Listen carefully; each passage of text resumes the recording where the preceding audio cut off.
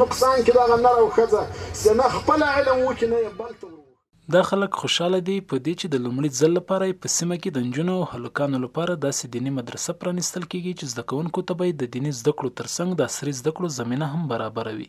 د حضرت عمر ابن خطاب رضی الله تعالی عنه مدرسې مسؤل مدیر وایي چې په دې مدرسه کې به د حفظ، تجوید او مناظرې ترڅنګ په عصري برخه کې هم تر 200 پورې زده کوونکو ته زده کړې ورکول کیږي. د په خبره چې جنکۍ به سهار مهال او هلکان به ماسپښین مهال په منظم او همرنګه لباسونو کې زده کړو ته حاضر وي. دغه مدرسه کې د حفظ، ناظره، تجوید، املا او ریاضي او سیرت النبی علیه الصلاۃ والسلام دغه ویل کیږي.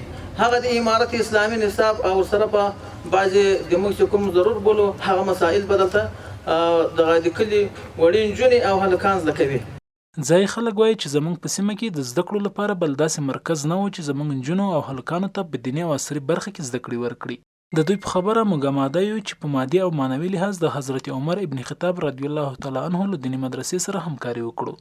تر اوسه پورې موږ ته دا خدمت نه ده سوی دا شل 10 کاله کې موږ الحمدلله دومره خوشحاله دي اسلامي مهارت چې دا موږ ته جوړه سوه او د دیني علما د تعلیم چې کان ورته وکړي او کلاس ورته وکړي موږ ډېر سل په سل کې ټول قوم جنې خوشحاله یو.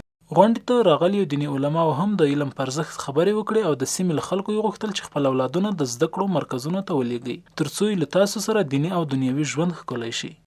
چې ما به سبق ویلی وای خو زمینه نه ده برابره، ما به په زوی باندې سبق ویلی وای، ما به په لور باندې سبق ویلی وای، نن د تاسې هغه بانه ورکه سوه. نن په تاسې باندې د الله جل جلاله علم بیرته پر سو که کومه بانه تاسې لرل هغه ورکه سوه. علم په موږ او په تاسې باندې فرض ده. موږ او تاسې به په خپله هم علم کوو.